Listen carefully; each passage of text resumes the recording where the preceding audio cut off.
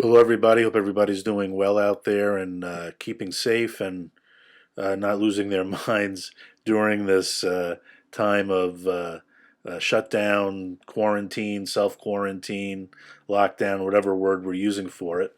I just want to take a couple of minutes to just maybe share a few thoughts with you about these days of Lent and the Feast of the Annunciation that's coming up tomorrow. I'm sure it'll be today by the time I post this.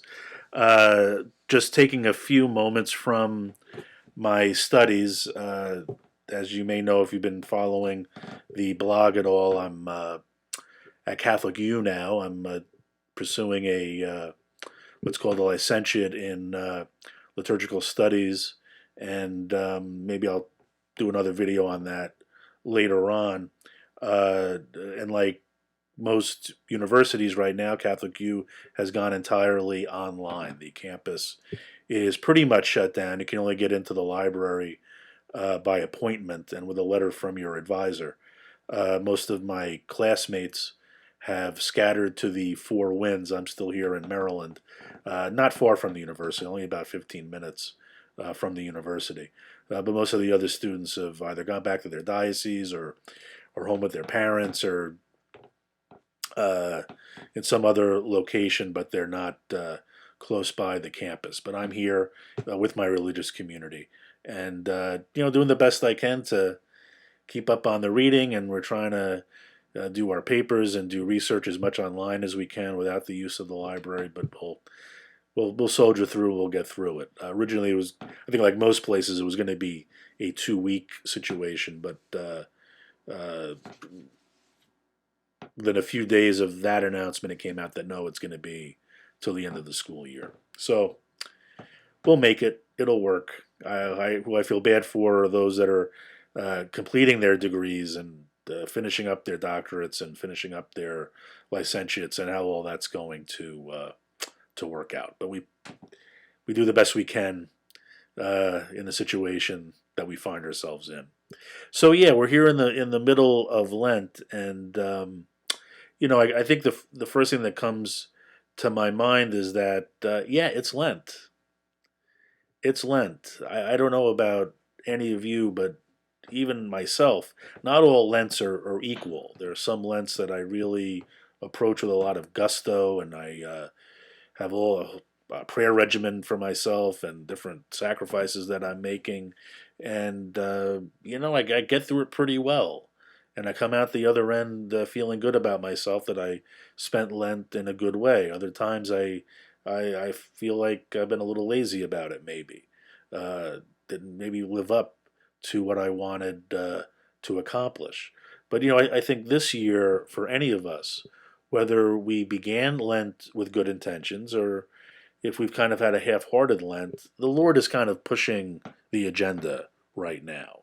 If you are stuck at home, if you can't get to work, if you are cooped up with family, with brothers and sisters and spouses, and even though we love our brothers and sisters, we love our spouses, we love uh, our our family and friends, it can get a little confining. People can start getting on each other's nerves. Things can start getting a little frayed in terms of the relationships with one another. And then you add on top of this anxiety, anxiety about the future, anxiety about the present, anxiety about the illness, about the virus, and anxiety about, is my job going to be there? Is my school going to be there? Is everything going to be there when we come out the other end of this, whenever it is that we come out the other end of this? The Lord has set the agenda for this Lent for us. The Lord is trying to teach us patience. Now, I want to be very careful about this. I'm not saying that the Lord wants coronavirus, and I'm not even saying that the Lord, wants us to be cooped up with each other. All right, I'm not going to get into that whole debate. But the fact of the matter is that God does speak to us in the situation of our life that we find ourselves in at this moment. And this is the situation we find ourselves in at this moment. And I really do believe that in a lot of ways the Lord is trying to teach us patience. I think in a lot of ways the Lord's trying to teach us simplicity. We can't get out to the store as much as we want. We can't get out maybe to the movies as much as we would want. Maybe there are shows or concerts or different social events that we would like to be going to and participating in that we're not able to at this time because we're confined, because we're at home, because we're doing really what we're supposed to be doing at this particular moment in order to try to stop the spread of this virus. And those are sacrifices. Those aren't sacrifices we made for ourselves. In some ways, these are sacrifices that have been thrust upon us. And if we accept these sacrifices well, if they help us grow in patience, if they help us to grow in simplicity, I'm going to use an old-fashioned word, detachment. If they help make us detach to things that we really don't need, okay, to live in the understanding that we don't depend on our material goods, we really depend on God. We don't depend on our wealth, but we really depend on the Lord for all that we need, then okay. Then I think this Lent will have been spent well. And I just encourage you, don't be disheartened. Don't be disheartened. Uh,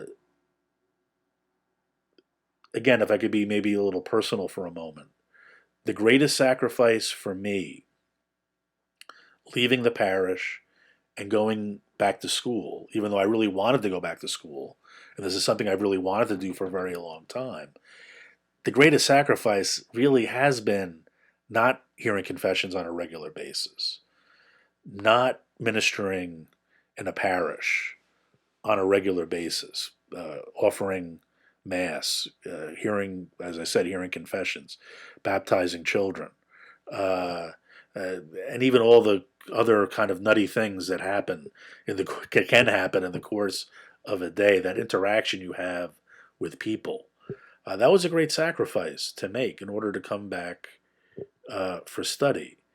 And the thing is, we're being called to make even greater sacrifices. I, at least, here in the house, can celebrate Mass with my brothers. Uh, Thankfully, I've gotten the Eucharist every day and been able to celebrate the Mass every day.